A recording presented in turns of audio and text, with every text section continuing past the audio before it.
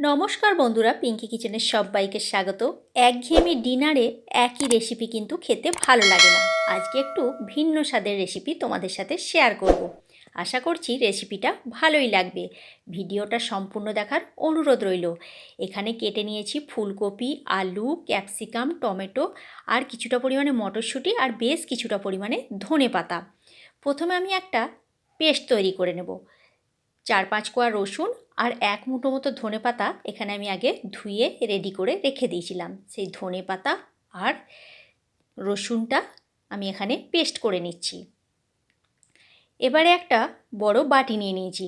বাটির মধ্যে নিয়ে নিলাম ফুলকপিগুলো। ফুলকপিগুলো দেখো খুব বড় বড়ও কাটিনি আর ছোট ছোট টুকরো করেও কাটিনি। আলুগুলো লম্বা করে পাতলা করে কেটেছি এখানে। ফুলকপি আলু একসাথে দিয়ে দিলাম। একটা মিডিয়াম সাইজের পেঁয়াজকে পাতলা করে কেটে রেখেছিলাম, সেই পেঁয়াজ কুচিটাও দিয়ে দিলাম। দিয়ে দিলাম 1/2 চামচ মতো হলুদের গুঁড়ো আর দিয়ে দিচ্ছি 1 চামচ মতো লঙ্কার গুঁড়ো। এটা সম্পূর্ণ ঝালের জন্য। দিয়ে দিলাম 1 চামচ জিরে গুঁড়ো আর দিয়ে দিচ্ছি স্বাদ মতো নুন। দিয়ে দিলাম 1 চামচ মতো আদা আর কাঁচা লঙ্কা বাটা। আর যে মিক্সিতে পেস্টটা করে রেখেছিলাম সেই পেস্টটা এখানে দিয়ে দিলাম। আর দিয়ে দিচ্ছি বেশ কিছুটা পরিমাণে কাঁচা সরিষার তেল। এবারে এটাকে খুব ভালো করে আমি হাত দিয়ে মাখিয়ে নেব। একটু সময় ধরে এটাকে সমস্তটা মাখাতে হবে। রুটি কিংবা পরোটার সাথে এই রেসিপিটা অসাধারণ খেতে লাগে। তোমরা একবার হলেও এই রেসিপিটা ট্রাই করে দেখতে পারো। দেখো গ্যাসের মধ্যে কড়াই বসিয়ে দিয়েছি। কড়াইয়ের মধ্যে দিয়ে দিলাম বেশ কিছুটা পরিমাণে সরিষার তেল। তেলের মধ্যে দিয়ে দিলাম সামান্য পরিমাণে একটু সাদা জিরে আর একটু কালো জিরে। ফোড়নটা কয়েক সেকেন্ডের জন্য নাড়াচাড়া করে ভেজে নিলাম।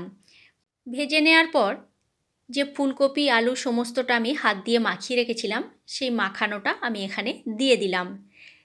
বাটির মধ্যে যে মশলাটা লেগেছিল সেই মশলাগুলো আমি এখানে দিয়ে দিচ্ছি। দিয়ে এবার খুব ভালো করে খুন্তিতে করে একটু নাড়াচাড়া করে নেব।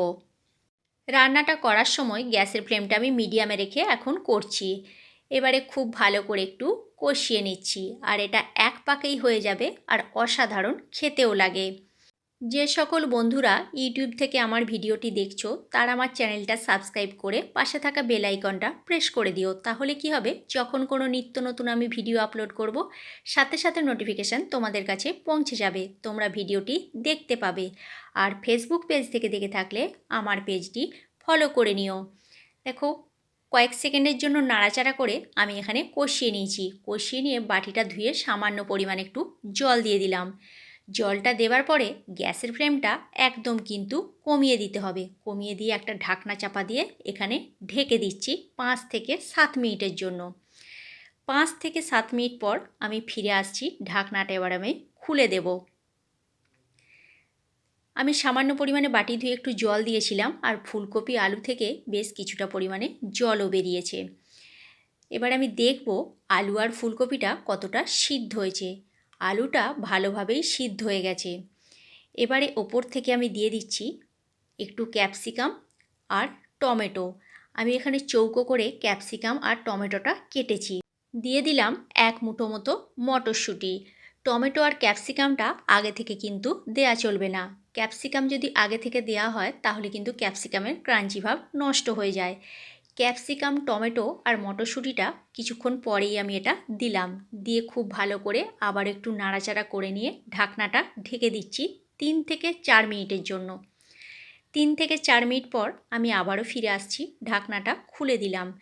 ক্যাপসিকাম আর টমেটো ভাপেতেই কিন্তু সিদ্ধ হয়ে গেছে। আর গ্যাসের ফ্লেমটা লোতে রেখেই কিন্তু আমি এখনও নাড়াচাড়া করছি।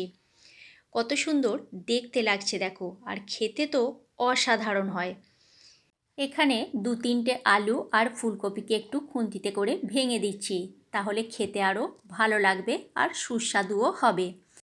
রান্নাটা এবার আমার হয়ে এসেছে। দেখো অনেকটাও কিন্তু মজে গিয়ে কমেও গেছে আর কত সুন্দর দেখতে হয়েছে। গ্যাসের ফ্লেম অফ করে দিয়ে এবার এটাকে আমি নামিয়ে নিচ্ছি। রুটি, লুচি, পরোটার সাথে একবার হলেও এটা বানিয়ে দেখো। রেসিপি তৈরি হয়ে গেছে, তাহলে কেমন লাগলো অবশ্যই জানিও। ভালো লাগলে একটা শেয়ার করে দিও। আজকের মতো তাহলে এইখানেই, নেক্সট ভিডিওতে দেখা হচ্ছে।